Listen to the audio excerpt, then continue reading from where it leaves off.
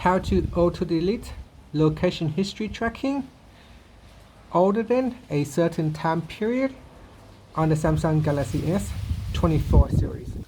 First, let's go back to the home screen by tapping on the home button at the bottom of the screen.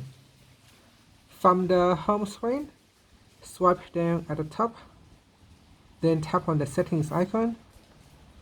Next, in the settings page, we scroll down, and in here, tap on security and privacy.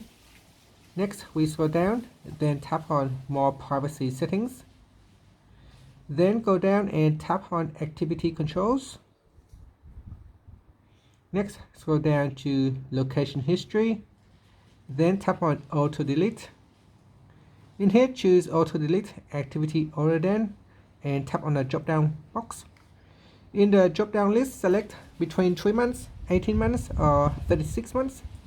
Select one of the options, then tap on next, then tap on confirm.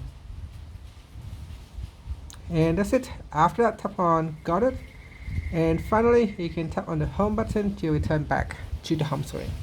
Thank you for watching this video. Please like and subscribe to my channel for more videos.